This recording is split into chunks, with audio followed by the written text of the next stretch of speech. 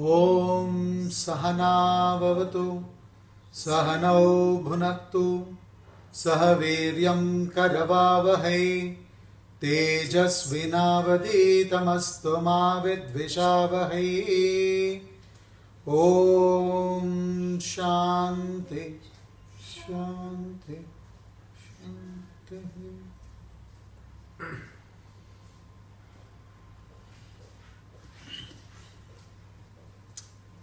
Srimad Bhagavad Gita, which literally means the song of the Lord. The song or the message given by Shri Krishna to Arjuna on the battlefield of Kurukshetra. Now this is in a format of conversation between Arjuna and Shri Krishna. Arjuna the disciple and Shri Krishna the Guru. So we always say knowledge is never given, it is taken. You need to seek the knowledge. You need to draw the knowledge. It should not be forced upon somebody. So when a person is thirsty, he would ask for water, he would want water, he will ask for it, he will drink, and he would be ready to pay any price for it. Otherwise, he is not really thirsty. Similarly, only when you are really interested in gaining this knowledge, can the knowledge be imparted. So, in the beginning, especially in the Bhagavad Gita, if you see, in the beginning, the first chapter, Arjuna was not at all ready for this knowledge. Only in the second chapter, he surrenders, he seeks the knowledge, and then it was given to him. So knowledge is never given, it is taken.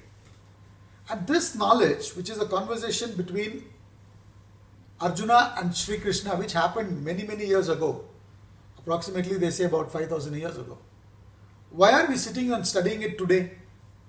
The conversation that happened, few thousands of years ago, why are we sitting and studying now? What is the role this knowledge plays in our life? What is the role of Srimad Bhagavad Gita? We need to think about it today. When we are starting this class today, we need to ask this question.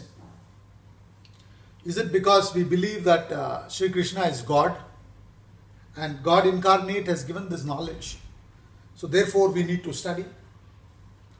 Or is it because Srimad Bhagavad Gita is followed by millions of people, so therefore we also should study? Or is it been something that is, passed on time immemorial and has survived a lot of years? So like we say, old is gold. So something that has been given many, many years ago must be something valuable. Why are we following this? Why are we studying this? Why are we going to spend an hour every week to study Srimad Bhagavad Gita? What is the role it plays in our life? We need to ask these questions before we plunge into the actual study. First of all, Srimad Bhagavad Gita is nothing but knowledge of life and living. How to contact this life and lead our life as a CEO,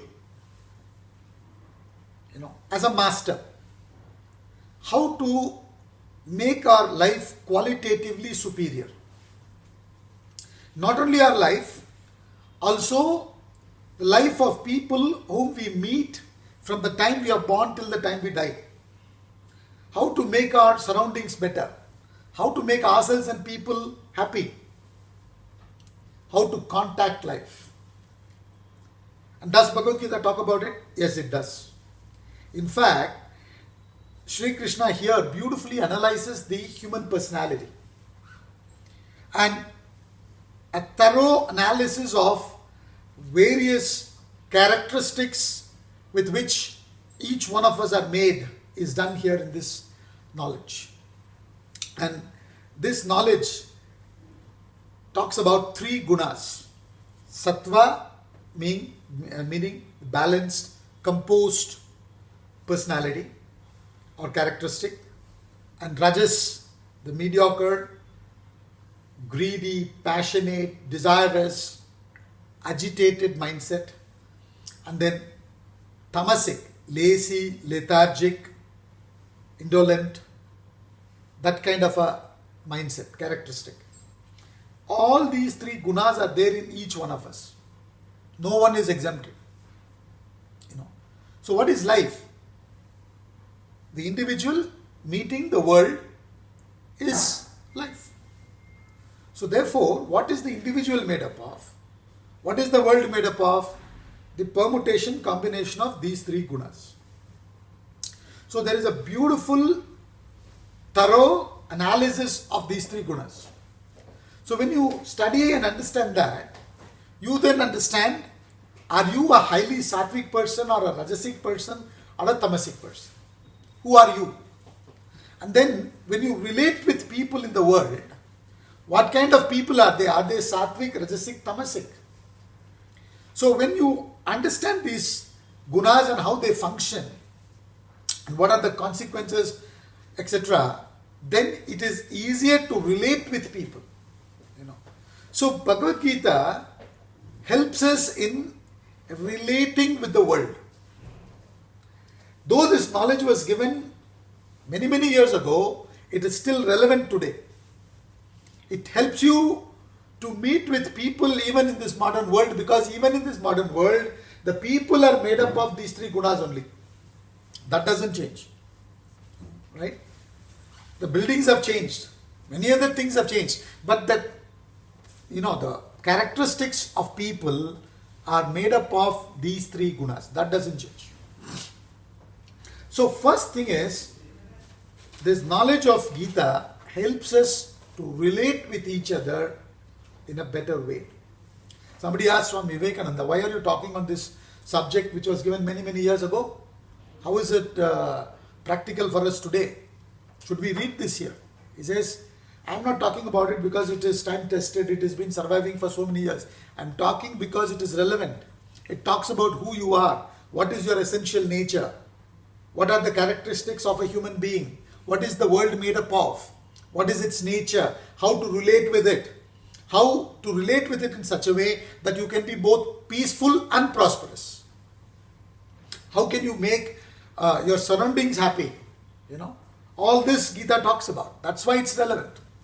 Not because it is believed to be given by Sri Krishna, who is a God incarnate. Isn't it? Then it's more of an emotional approach. Yes, we need to have devotion and bhakti to the Guru who gave us this knowledge. Sri Krishna is the one who is the Guru here, right? So we need to have the bhakti, devotion. But at the same time, we need to see whether it is still relevant in today's context. So that is what I was trying to say. The gunas aspect is still the same, even today. Each one of us are made up of sattva, rajas, tamas. When sattva is predominant, you are called sattvic. When rajas is predominant, you are called rajasic. When tamas is predominant, you are called tamasic. So you are going to be relating with people who are either sattvic, rajasic or tamasic. And you are either sattvic, rajasic or tamasic. Right? So when you begin to understand the gunas, then you also can make yourself grow from tamas, the lowest, to rajas, the mediocre, and to sattva. And also you know how to relate with people who are either tamasic, rajasic or sattvic. Instead of blaming the world, you will accept the challenge and face the world joyfully. Today what is happening is, when I meet with the world and I go through difficulties, I easily blame the world. Isn't it? I either blame it on my children, or my boss, or my husband or wife, or my in-laws, somebody outside, traffic, this, that, everything we keep blaming. Right? The first thing Gita teaches us is, you are the cause, you are the architect of your fortune or misfortune. You make yourself, admire yourself, nobody outside. You simply do not know how to contact. So we study Gita today because it teaches us how to contact the world. You know, if you have to sharpen the knife, you need to have a sharpening stone, and that sharpening stone will be rough, it won't be smooth. Right? And if you do not know how to contact the knife with that sharpening stone, you will make the knife more blunt. And you will blame the stone for being rough. You say, "Arey, this stone is rough. How can I sharpen?" You will blame it on the stone. But when a person who knows how to contact, when he comes and sharpens the knife, he beautifully sharpens it. Because he has the art of right contact. We do not know that. So, today, if our life's quality is not as we think it should be, the first thing we need to understand is, I have not learnt the art of right contact. This is the first requirement of a student. The problem is, I think I know. Josh Billings, he says, the trouble with most folks is not so much their ignorance, but their knowings. He puts within inverted commas. But they're knowing so many things which ain't so. So the problem is not ignorance. The problem is not I don't know. The problem is I know. I know how to deal with it. I'm a graduate. I'm a postgraduate. I'm a PhD. I'm 70 years old. I've, seen the world more than you. See, in the context here, Arjuna is the student who becomes emotional in the first chapter. As we get along, you will see. He gets tremendously emotional. He's not able to function properly. And what is his CV? If you see Arjuna's resume, he's the best candidate for the challenge, for the warfare. He's number one in the art of archery. He has got tremendous experience. He's won so many battles. He's defeated all these guys whom he is facing before also. So he's got experience, he's got intelligence, he's got the skill, he's got everything. Yet he succumbed to his emotions. So, nothing wrong with the world. We just need to do little bit of adjustments with it. And that's what Gita talks about. So the first role that Gita plays is, it gives us the knowledge as to how to contact this world. Right? And while contacting, while living, we need to act. Action is the insignia of life. Inaction is death. Isn't it? In a pond, there is water stagnating. Slowly what happens? It evaporates. It gathers dirt, starts giving foul smell. And slowly you will see the pond dries away. There's hardly any life thriving there. Right? Whereas in the river, the water is constantly flowing. Isn't it? Water is constantly flowing. There is life. It's fresh. So the secret of life is action. Action is the insignia of life. Inaction is death. So we need to constantly act. But before action, we need to know how to act. In Tamil, we have a great text called Tirukkural. It has about 1330 shlokas, verses. Bhagavad Gita has 700. It has about 1330. In that he says, Thiruvalluvar, the author says, Enni tuniga karumam tuninda pin ennuvam enbadu idukku. Which means before you plunge into action, you got to know, you got to think, you need to know, you need to have the knowledge before plunging into action. Now, before going and meeting the challenges of this world, are we thoroughly equipped? Do we have the knowledge as to how to act? What is right action? Do we know what is the technique of right action? You need to learn the art of swimming. Otherwise, you'll be in trouble before you jump into the swimming pool. Isn't it? You may get into the swimming pool with the coach, then slowly learn, and then you go into the deeper sides. But in life, we only gather intelligence for our survival.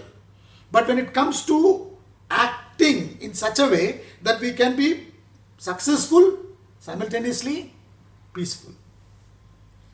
That we have not learned. That knowledge nowhere it is taught. It is not taught in schools or universities. So that technique of right action is given in the Bhagavad Gita. The blueprint of right action. In fact, the irony is, a lot of people think Bhagavad Gita, if you study, especially when you are young, it will take you away from action. You know, why so young? You should contact Gita when you are above 60. After retirement, post-retirement course, it has become. You know, but actually in the Gita, Arjuna wanted to resign and run away. A person who is skillful, who is number one in the art of archery, who has seen many, many battles, who's got tremendous experience, wanted to leave the battle because he could not face the challenges of life, challenges of the battlefield. He succumbed to his own emotions. He wanted to leave the battle. And Sri Krishna told him, you cannot leave the battle. You need to fight the battle. You need to know how to act. And it teaches him the technique of right action. Right?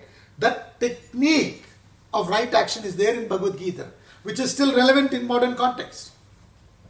That is why we need to study Bhagavad Gita. What is the right action? So that I can not only be successful, I can also be peaceful. Because if I'm peaceful, my mind, when it's peaceful, I can think better. When I think better, I make my choices correctly. Our life is determined by our choices. You have chosen to come to the class today, right? Now you will know whether it's right choice or not in the due course. Because what you are today is because of the choices you made in the past. And you will be what you can or whatever you will be in future. That depends upon the choices you make today. It mixes with your choices of the past, and the combination of it will create your future. Your present is a product of the past choices. Right? And the future is what? The present choice mixed with the past, producing the future. Now you have a freedom to choose the action, but with reference to the consequences, you are bound. You have a freedom to smoke or not to smoke. But if you choose to smoke or not to smoke, you have to face those consequences, whether it's positive or negative. You cannot escape from it. Right? So therefore, before we act, we need to think, and to be able to think properly, we need to have the knowledge. And Gita gives us this knowledge, the technique of right action. And when we act, apart from the challenges outside, we face challenges from our own ego and from our mind. These two are terrible twins, the ego and mind. Right? In Hindi they say, no, दूसरों को जय से पहले खुद को जय करे. Your own mind's emotions, your own egoistic attitude. The one thing that most of us lack today is emotional intelligence. Isn't it? The quality of our emotions, first of all, today is very poor, very weak. What in the name of love we believe and we have is actually attachment. We do not have love. What we have is attachment. And when you are full of weak emotions like attachment, pity, all these kind of weak emotions when you suffer with, you will be not able to perform right actions. You understand? See, your body performs action propelled by the mind or the intellect or the combination. We have these three equipments: body, mind, intellect. Every one of us here are a combination of physical body, mind, intellect, enlivened by the pure consciousness or the self or Atma. We'll talk about these things in detail later on, but today being the introductory session, I'm just introducing these concepts slowly. So who are you? Body, mind, intellect, enlivened by self or the pure consciousness. BMI underlined by S, capital S, self. Right? The body is like a vehicle. It doesn't move by itself. It is either made to move, it's made to move by the engine, driven by the driver. So the driver in you is the intellect. The engine in you is the mind. Right? So the mind's emotion, the desires of the mind, and the thoughts, reasoning of the intellect. They are the back end. Right? Body is only the front end. So you are made to act by the mind and the intellect or the combination. So therefore we need to have mind which has strong emotions, not weak emotions. Right? And what is emotional intelligence? We should be aware of our emotions and we should have control over our emotions and direct our emotions. And then we should understand others' emotions and then direct and control their emotions. When it comes to that, most of us succumb. Right? So Bhagavad Gita talks about these things. It helps you to purify your emotions. It makes you convert the weak emotions into a pillar of strength. You become a solid personality from within. Right? From attachment you move to love. From weak pity you move to compassion and kindness. From being a taker you become a giver. From being selfish you move to unselfish and selfless. Right? From being a consumer you go to becoming a contributor. See, today's world is buy one, get two free. Everything we want free. Isn't it? And that's a trap we don't understand.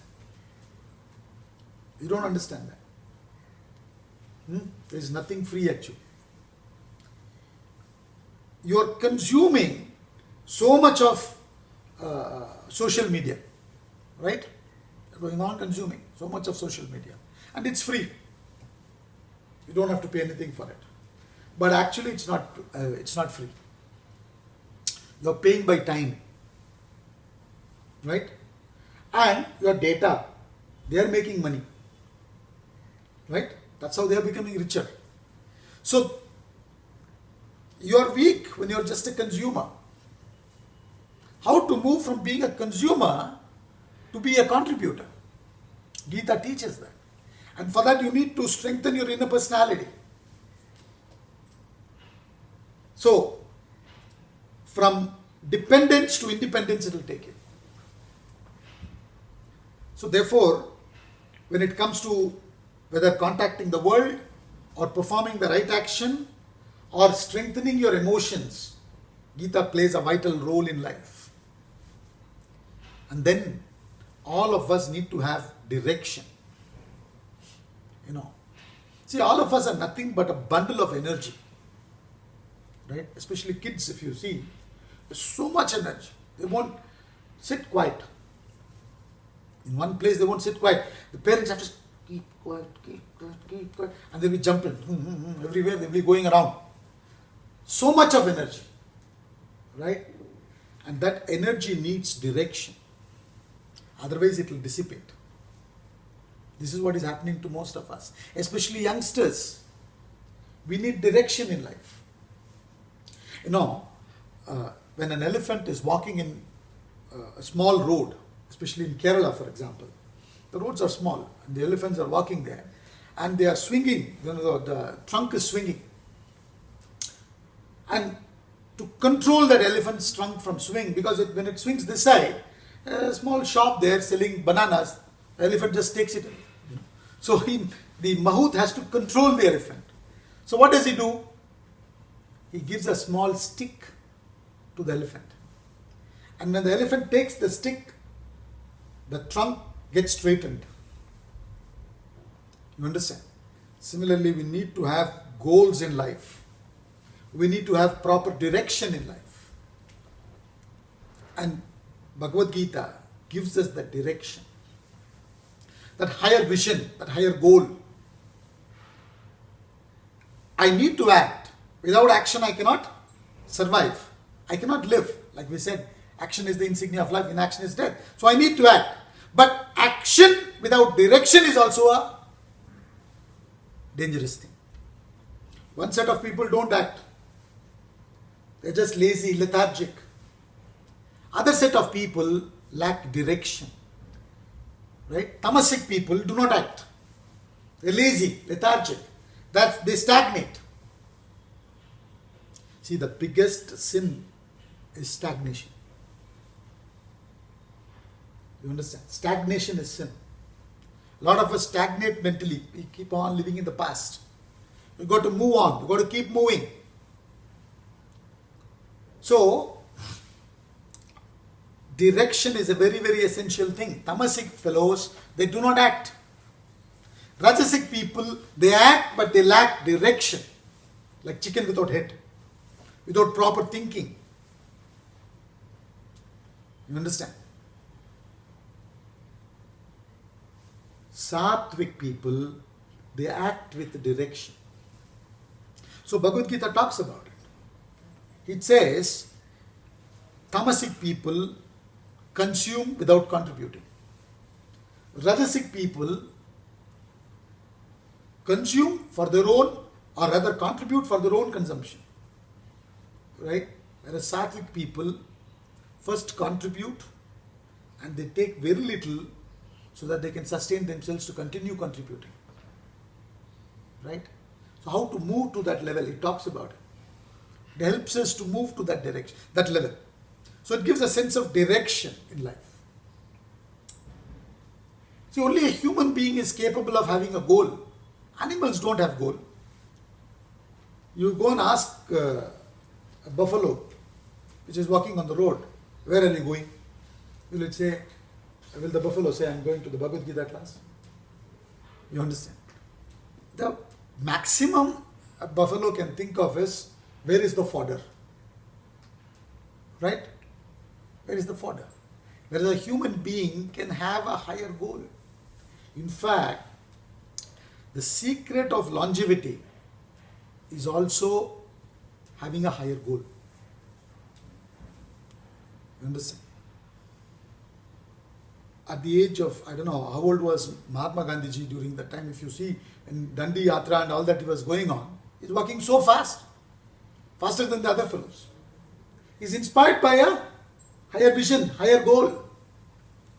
Right? Today our goal is maximum what? I need to have a $1 million house. Right?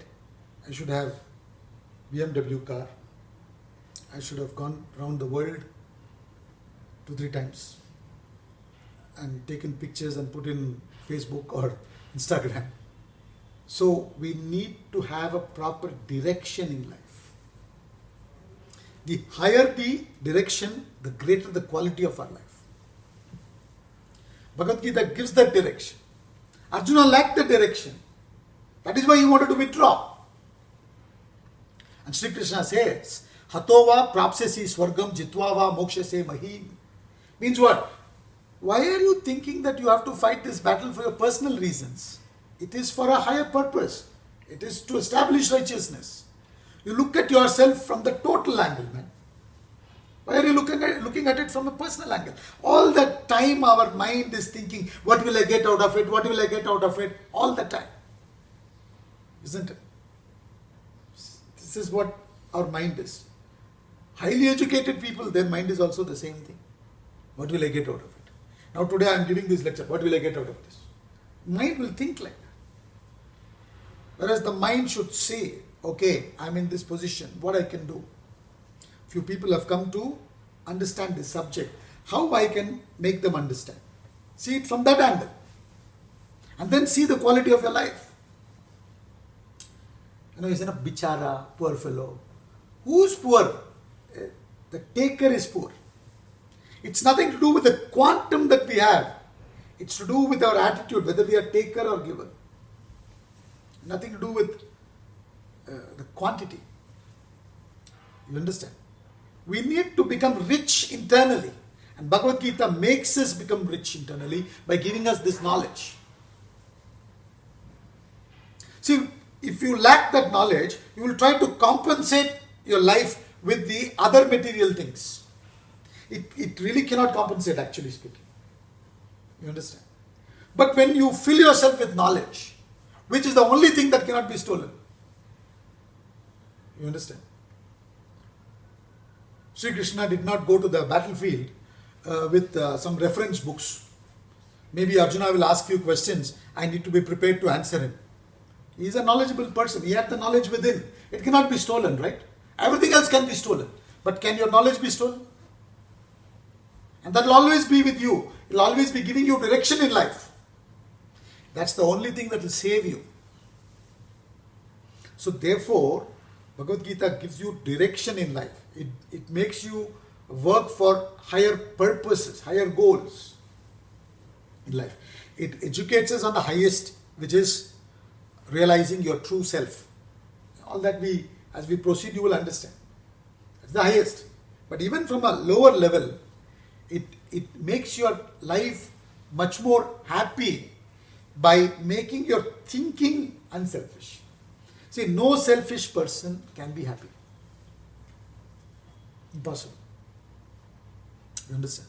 And no unselfish person will be unhappy. That's a law.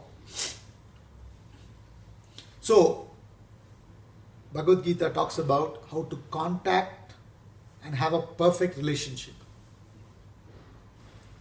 So we say in Vedanta, it is not whom you meet in life that matters.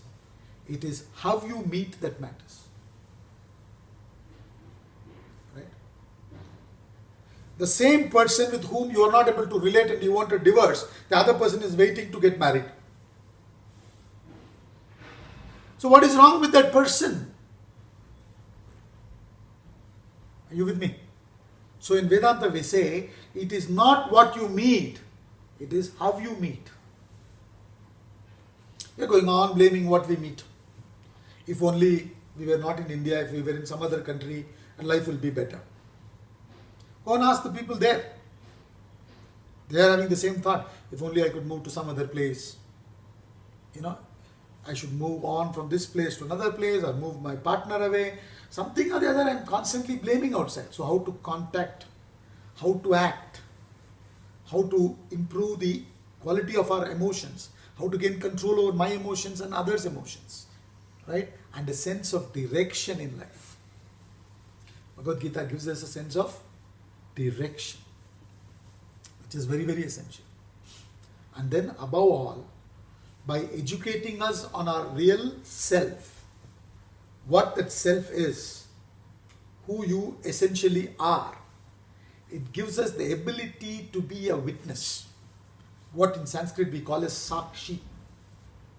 Witness. While you are doing your actions, while your equipments are engaged in performing, one aspect of your personality is withdrawn and being a witness.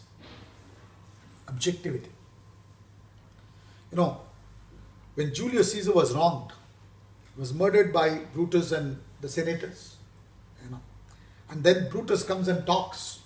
The whole mob, which was very sad that Julius Caesar was killed, and they wanted to revenge. When Brutus comes and talks, the whole mob turns towards Brutus' side. They take the side of Brutus. They're saying, hail Brutus, because he says, I had to kill him because he was ambitious, though he is my close friend. That's what he says. Not that I loved Caesar any less, but I loved Rome more. That's what he says. And he was able to convince them. Within few minutes they changed. Bhajagovindam says, Ma kuru dana jana yavvana garvam harati nimeshat kalas sarvam. Do not be dependent or attached to what? Dana, wealth. Jana, people. Yavvana, youth. Harati nimeshat kalas sarvam.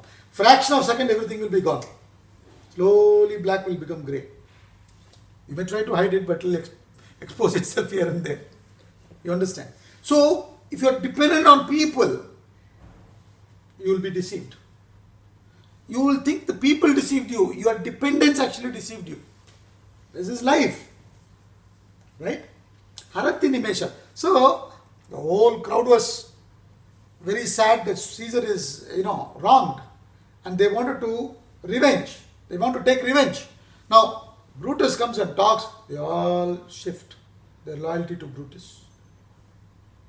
And Mark Antony, who knows the truth, he wanted to speak. He spoke to Brutus and said, I want to speak, but I will not speak anything against you guys. So he said, yeah, you should speak. And he allows him to speak. And he tells the public, please listen to him. He wants to speak. Right? And he leaves the scene, Brutus. And Mark Antony beautifully starts his oration. He says, friends, Romans, countrymen, lend me the ear.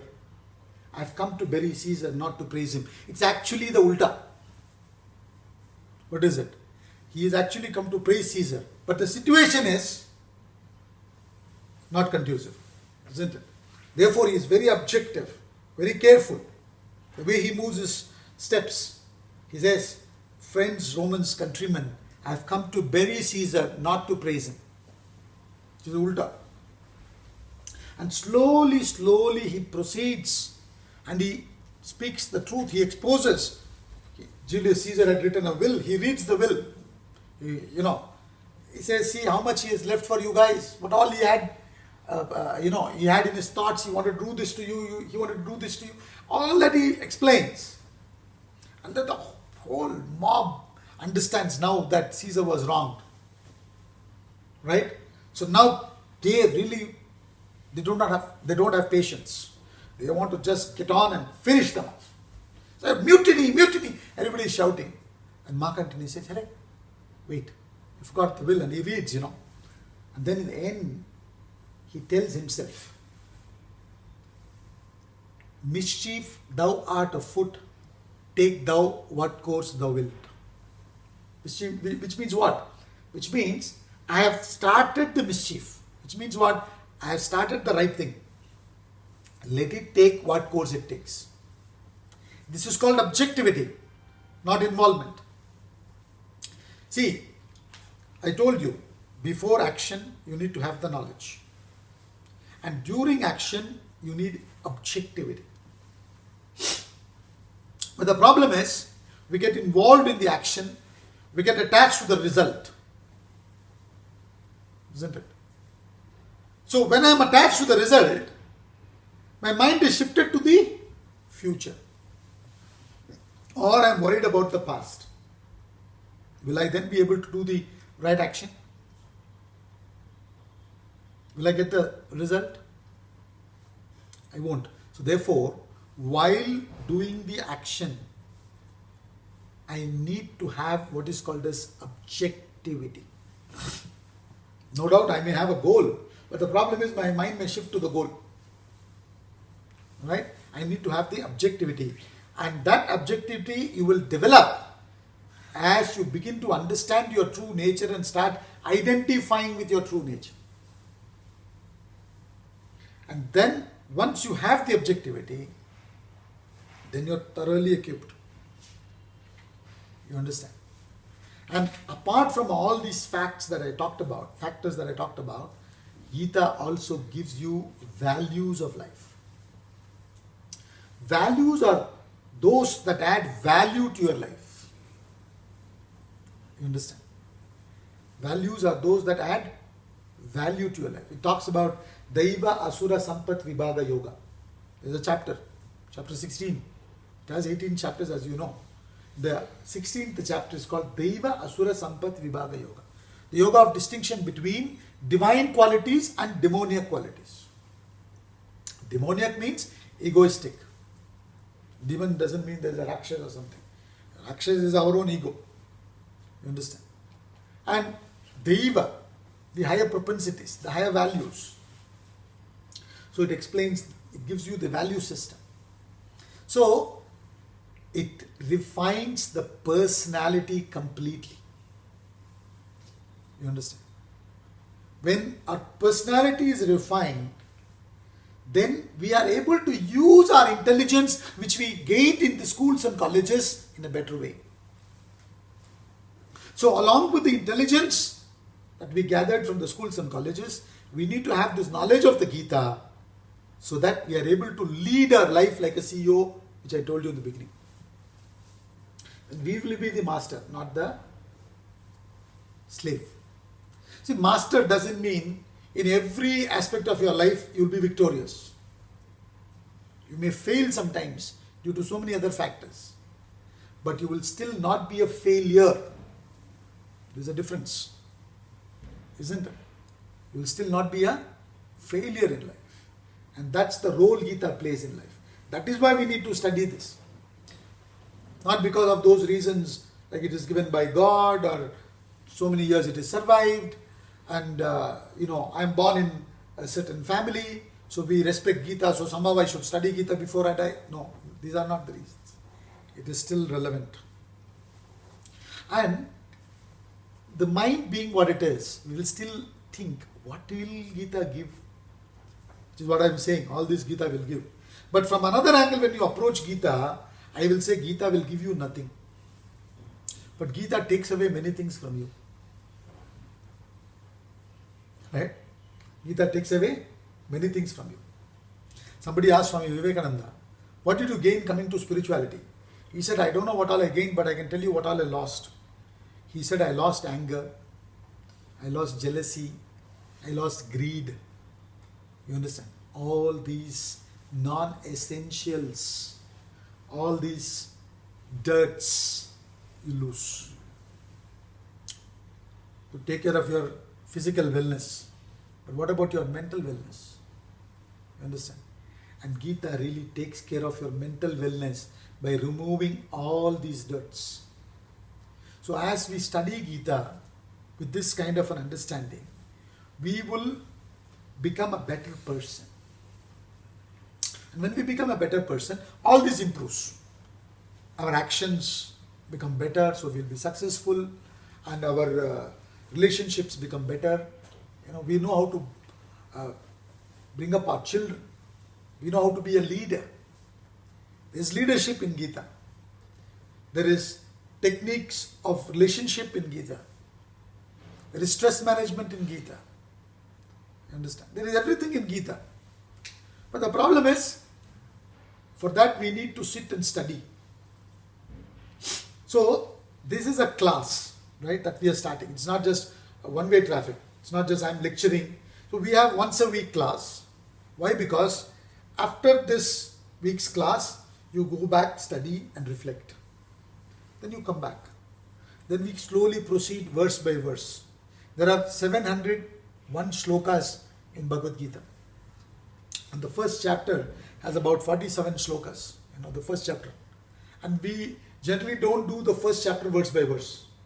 The first chapter is called Arjuna Vishada Yoga. The yoga of Arjuna's state of despondency.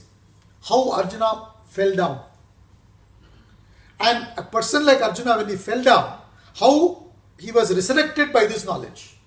That is the entire Gita, from second chapter onwards. Technically, the Bhagavad Gita starts from 11th verse of chapter 2.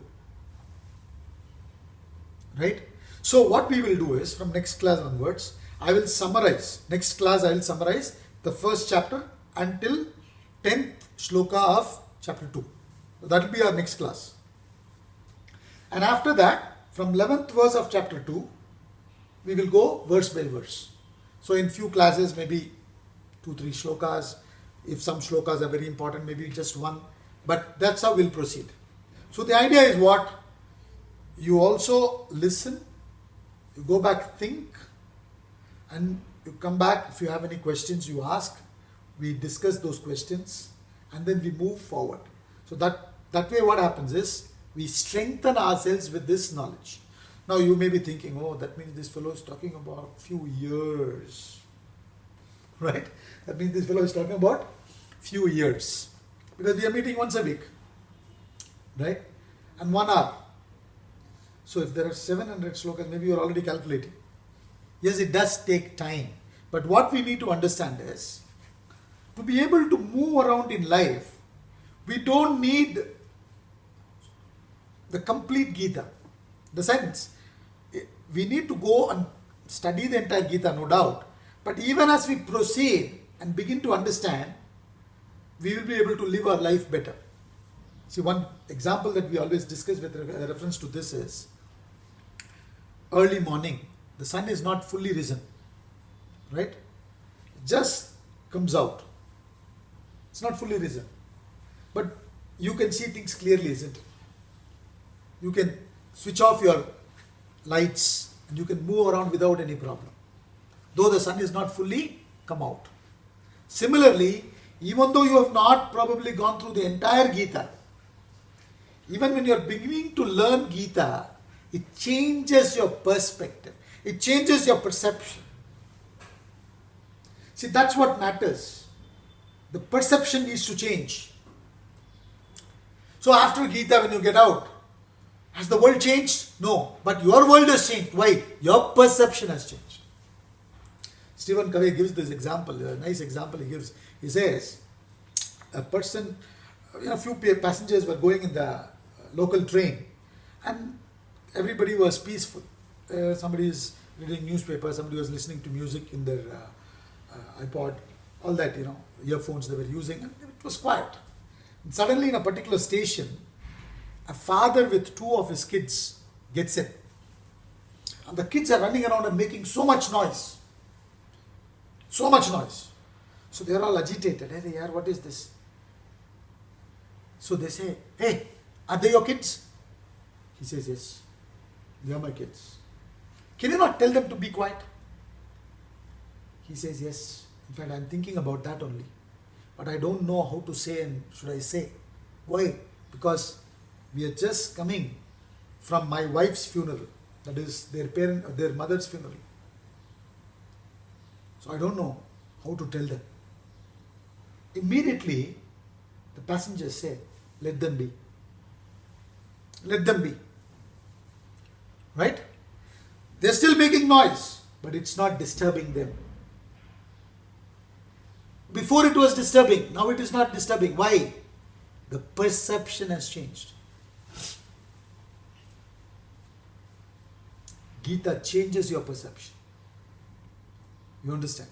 And when your perception changes, the same world becomes what? Heaven. That's what John Milton says.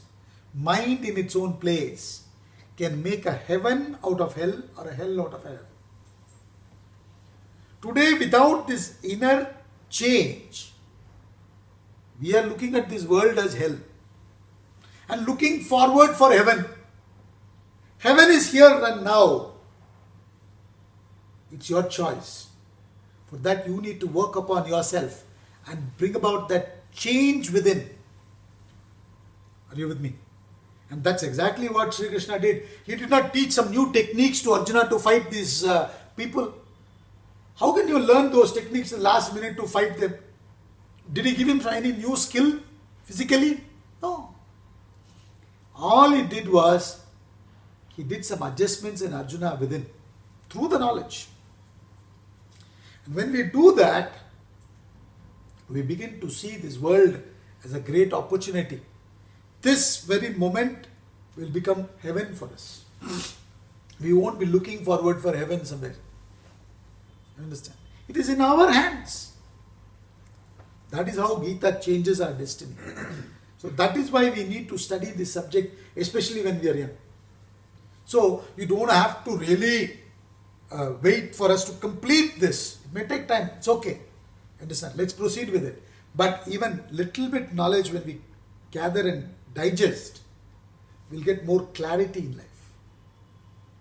We'll become more calm, composed, serene, dynamic.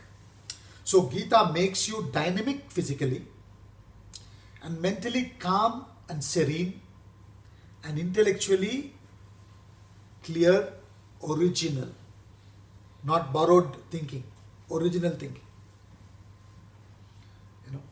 That is very, very important, to have original thinking, not borrowed thinking.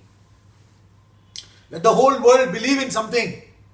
I am not going to believe in it just because the whole world believes in it. How can somebody sitting in France decide what I should wear here? You understand?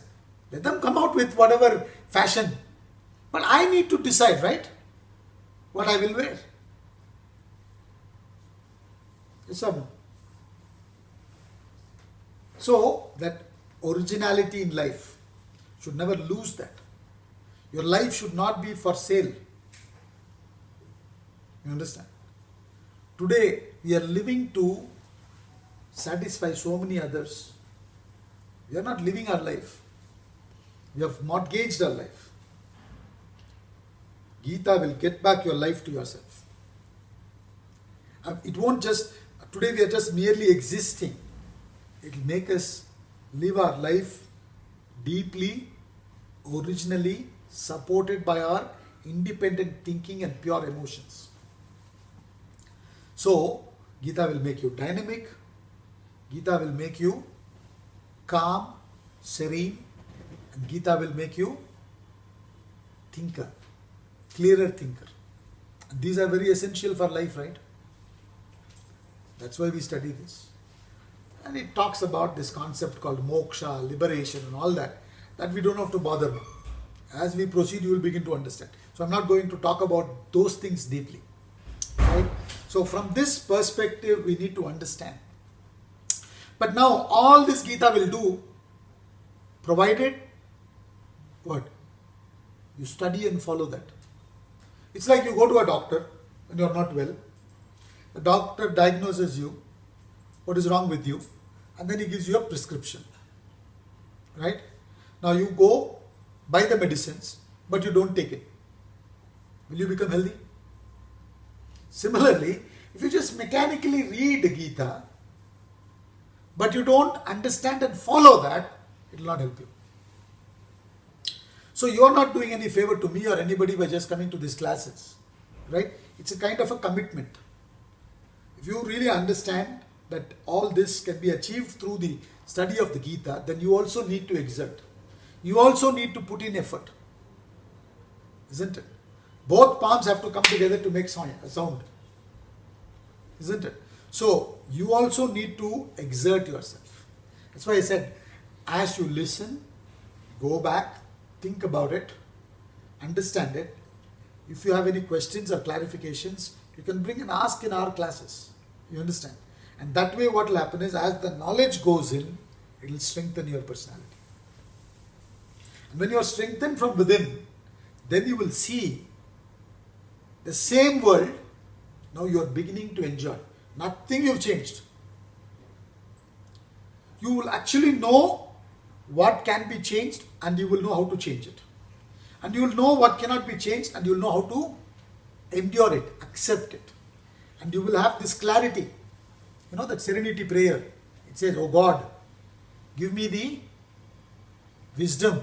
First thing is, give me the courage to change the things that I can change. Give me the strength to accept that I cannot change. Right? And give me the wisdom to know what I can change, what I cannot change. This clarity is important. This is the clarity that Gita will give us. Right? So it's a prescription. In the end, Arjuna is asked by Sri Krishna, has this helped you? Has your delusion gone? Arjuna says, yes, my delusion is gone. My confusion is gone. My understanding has become clear. And then he gets on to the battle. And then he fights the battle. Then you know the rest of the story, right? They won the battle. So therefore, Gita gives you what? The technique of right contact with the world. And Gita gives you the technique of right action. And Gita chastens your emotions, purifies your emotions. It gives you emotional intelligence. It gives you calmness. And then Gita gives you clarity, original thinking. Above all, Gita gives you objectivity. It makes your body dynamic, mind calm, intellect sharp. Right? So when you have these three, right, you will be a complete personality. Let's conclude.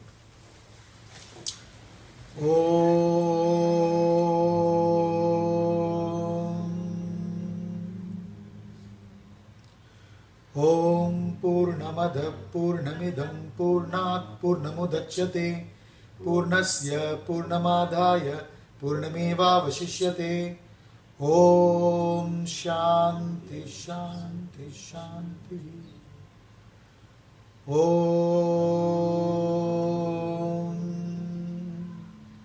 Kayena Vacha Manasendriyairva Buddhyatmana va Prakrite Swabhavat Karomi Adhyat Sakalam Parasmahi Narayana Yeti Samarpayami.